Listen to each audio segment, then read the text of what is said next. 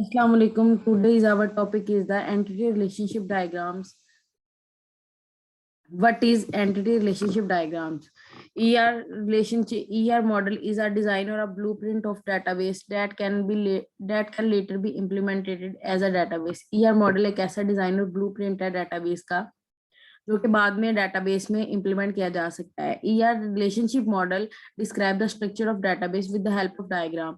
जो ER relationship model वो describe करता है स्ट्रक्चर ऑफ डेटाबेस को डायग्राम की मदद से. इस वजह से उसको एंटिटी रिलेशनशिप डायग्राम्स कहा जाता है. ER diagram shows the relationship among entity set. ER diagrams relationship को शो करती हैं एंटिटी सेट्स के दरमियान. Entity is a set of group similar entity set is a group of similar entities and these entities can have attributes. Entity set जो होता है वो कोई भी attribute होता है. Similar entity set group होता है similar entities का and these entities can have attributes और वो उन तमाम entities के attributes होते हैं. ER diagram show the complete logical structure of the database.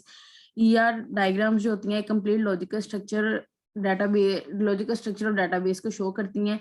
जैसा कि इसमें बना हुआ है स्टूडेंट और कॉलेज दो एंटिटीज हैं और उसमें रिलेशनशिप स्टडी इनका है और उसके बाद स्टूडेंट के attribute student ID student address student name है और कॉलेज का कॉलेज आईडी कॉलेज नेम है. एक्सप्लेनेशन है एग्जांपल की. In the following example we have two entities student and college and their relationship. हमारे पास इस एग्जांपल में हमारे पास दो एंटिटीज थी स्टूडेंट और कॉलेज की और उनके दरमियान जो रिलेशनशिप था वो मैनी टू वन है. As a college can have, इसका मतलब क्या है? As a college can have many student, however a student can not study in multiple colleges at the same time. यानी कि एक स्टूडेंट जो है वो एक कॉलेज में बहुत से स्टूडेंट पढ़ सकते हैं लेकिन एक स्टूडेंट ज्यादा कॉलेजेस में एक टाइम पे नहीं पढ़ सकता. Student entity have attribute student ID student name student address. Student entity के जो एट्रीब्यूट्स हैं स्टूडेंट आईडी है स्टूडेंट नेम है स्टूडेंट एड्रेस एंड कॉलेज के कॉलेज आईडी और कॉलेज नेम है. देन उसके बाद कंपोनेंट्स ऑफ ER डायग्राम्स आ गए हैं. वो मेजर 5 हैं और फर्स्ट है entity, second attribute, third relationship, fourth connecting lines and fifth cardinality और ऑर्डिनलिटी. फर्स्टली एक्सप्लेन किया गया है एंटिटी को. Entity are represented by rectangle. Entity is a object or concept about which you want to store information. Entity कोई भी एक ऐसी चीज होती है जिसके बारे में हमने इंफॉर्मेशन को स्टोर करवाना होता है. कोई भी ऐसी चीज जो एनवायरनमेंट में एग्जिस्ट कर रही हो वो एंटिटी कहलाती है. उसको रेक्टेंगल से रिप्रेजेंट करते हैं. वीक एंटिटीज कौन सी होती हैं? Weak entity is entity that must be defined by a foreign की रिलेशनशिप विद अनदर की. ये एंटिटी जो वीक एंटिटी होती है वो एक ऐसी एंटिटी होती है जो फॉरेन की के रिलेशनशिप की बेस पे उसको हम एक्सप्लेन करते हैं. As it can not be uniquely identified by its own attributes alone. ये अपने एट्रीब्यूट से अलग नहीं इसको हम रिप्रेजेंट कर सकते इसलिए. उसके बाद आती है attribute. Attributes are the are represented by oval. A key attribute is the unique distinguished characteristic of the entity. किसी भी entity की कोई भी quality उसकी characteristics को हम attributes कहते हैं.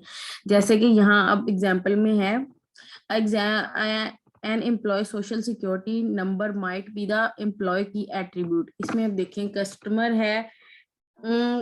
है उसके बाद एड्रेस है. उसकी कस्टमर के 2 एट्रीब्यूट्स हैं आईडी और नेम और उसके बाद एड्रेस के 3 है नंबर उसके बाद स्ट्रीट और सिटी. उसके बाद multi valued attributes. If N attribute can have more than one value is called multi valued attribute. अगर एक एट्रीब्यूट जिसकी एक से ज्यादा वैल्यू हो वो मल्टी वैल्यू एट्रीब्यूट्स होता है. जैसे कि teacher can have multiple subject value. एक टीचर हमें बहुत सारे सब्जेक्ट्स पढ़ा सकती है. derived attribute is based on another attribute. derived attribute जो होता है वो दूसरे attribute पे बेस कर रहा होता है. एग्जाम्पल उसके बाद जैसे कि अब एग्जाम्पल में सर्कल है. सर्कल के साथ रेडियस बना हुआ है और उसके साथ उसका एरिया, यानी कि जो सर्कल का रेडियस है वो एरिया पे डिपेंड कर रहा है इसलिए ये जो एरिया है वो ड्राइव्ड एट्रीब्यूट है. उसके बाद आ गया relationship describe how entities interact, यानी कि किस तरह रिलेशनशिप में, यानी कि ये शो करता है कि कैसे एंटिटीज एक दूसरे से मिलती हैं, इंटरेक्ट करती हैं। द एग्जाम्पल में है the entity carpenter may be related to the entity table by relationship build और मेक, यानी कि अब कारपेंटर और जो टेबल है उनके दरमियान बिल्ड या मेक का रिलेशनशिप आ सकता है, क्योंकि कारपेंटर टेबल या बना सकता है या उसको बनाने के लिए किसी को कह सकता है। Relationship are represented by diamond shape, relationship को डायमंड शेप के साथ रिप्रेजेंट करते हैं। उसके बाद टाइप्स हैं इसकी रिलेशनशिप की, 1 to 1 relationship, 1 to many, many to 1 और many to many। ठीक है, ये चार है, पहले एक्सप्लेन की गई है। 1 to 1 को person can have only one passport and a passport is given to one person। एक पर्सन के पास सिर्फ एक पासपोर्ट हो सकता है और वो पासपोर्ट सिर्फ एक ही पर्सन को असाइन किया दिया जा सकता है। ठीक है, ये 1 to 1 है। 1 to many में ऐसे होता है कि a customer can place many order but order can not be placed by many customer. एक कस्टमर बहुत सारे ऑर्डर प्लेस कर सकता है, लेकिन एक ऑर्डर जो बहुत सारे कस्टमर्स को नहीं प्लेस करता। ठीक है, कस्टमर की मर्जी होती है, जितने मर्जी ऑर्डर करे, लेकिन ऑर्डर तो नहीं सिलेक्ट कर सकता कि कितने कस्टमर्स उसको असाइन करें अपने आप को। Many to one relationship, many student can study in single college but a student cannot study in many colleges at the same time। जैसे कि हमने पहले भी एग्जाम्पल में पढ़ा था कि जैसे मैंने बहुत ज्यादा स्टूडेंट एक कॉलेज में पढ़ सकते हैं, लेकिन एक स्टूडेंट बहुत ज्यादा कॉलेजेस में नहीं पढ़ सकता। और उसके बाद many to many relationship can be assign to many projects and a project can be assign to many student, यानी कि एक प्रोजेक्ट बहुत सारे स्टूडेंट को असाइन किया जा सकता है और बहुत सारे प्रोजेक्ट बहुत सारे स्टूडेंट्स को असाइन किए जा सकते हैं। मैनी टू मैनी रिलेशनशिप है। उसके बाद कनेक्टिंग लाइंस आ गया।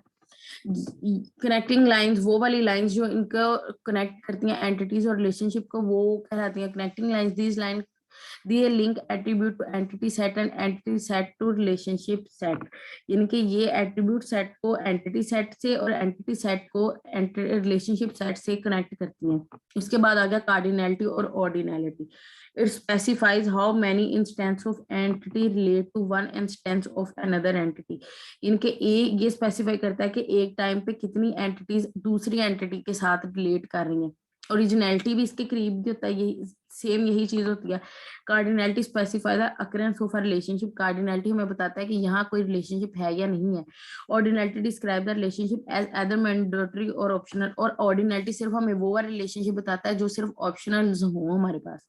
In other words, cardinality specifies the maximum number of relationship and ordinality specifies the absolute minimum number of relationship। Cardinality maximum numbers of relationship को specify कर देता है और ऑर्डिनैलिटी minimum number of relationship को करता है। उसके बाद ये एग्जांपल्स है कार्डिनैलिटी की सारी। उसके बाद कंपोनेंट्स हैं, कंपोनेंट्स कौन कौन से थे, ईआर मॉडल पहले एक्सप्लेन किया गया था। उसके बाद एंटिटी को किया, एट्रीब्यूट, और उसके बाद रिलेशनशिप और उसकी टाइप्स को।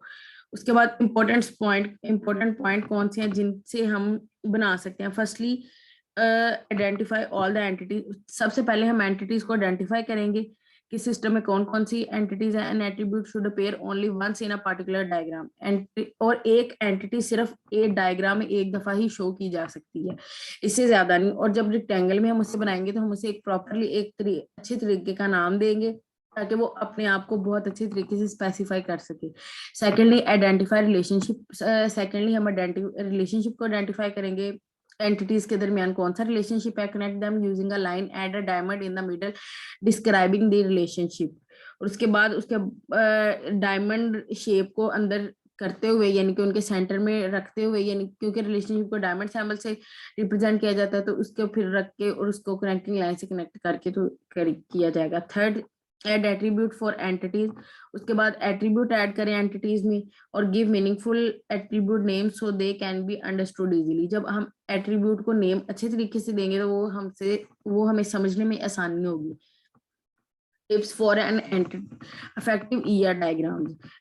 इफेक्टिव ईआर डायग्राम बनाने के लिए सबसे पहले मेक श्योर करें कि आपके पास जो एंटिटी है वो सिर्फ एक दफा ही डायग्राम में शो की जाए। और उसके बाद जो name every entity relationship and attribute on your diagram, her entity relationship और एट्रीब्यूट को नाम जरूर दें।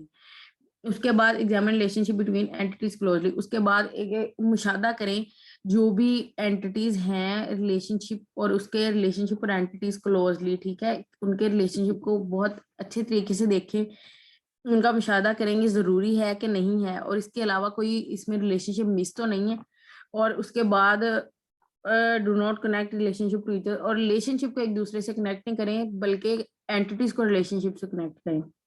Use colour to highlight important portions of your diagram, और इंपॉर्टेंट पोर्शंस को हाईलाइट करने के लिए आप उसमें कलर यूज करें। और ये इसके एग्जांपल्स है, जैसे एंटिटी 2 है, एंटिटी ए, एंटिटी बी, और उसके बाद फिर 3 एट्रीब्यूट्स हैं, तीन तीन एट्रीब्यूट एंटिटी ए के और 3 ही बी के। या